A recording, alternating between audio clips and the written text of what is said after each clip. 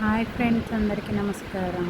నేను ఈరోజు అయితే ఒక మంచి టిప్తో మీ ముందుకు వచ్చాను. ఇలా క్రయాన్స్ గోడ మీద ఉన్నప్పుడు మరకలు పోవు కదా చిన్నపిల్లలు రాసినవి, అవి ఈజీగా ఎలా పోగొట్టాలో మీకు సింపుల్ ట్రిక్తో ఈరోజు చెప్దామనుకుంటున్నాను. చూసారు కదా ఎంత క్లీన్ అయిపోయిందో.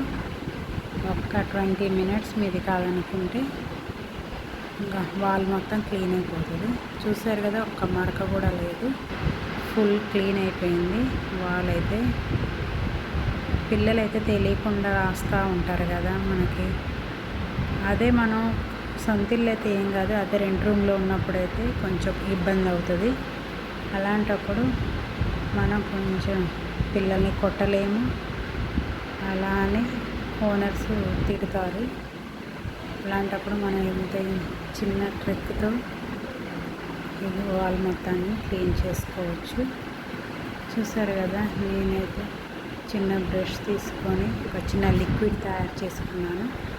ఆ లిక్విడ్తో ఈ వాల్ మొత్తాన్ని ఎలా క్లీన్ చేస్తానో మీరే చూడండి. వీడియోని ఎండ్ వరకు చూస్తేనే మీకు అర్థమవుతుంది ఆ లిక్విడ్ ఏంటనేది.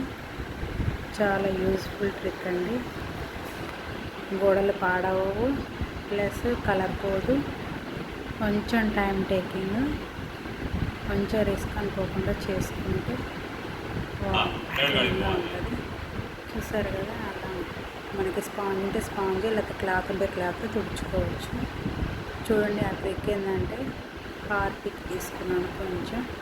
మీకు ఆ క్రయాన్ ఎంతవరకు రాసారో దాన్ని బట్టి మీరు తీసుకోవచ్చు మెజర్మెంట్ అనేది. నెక్స్ట్ విమ్ లిక్విడ్ తీసుకున్నాను.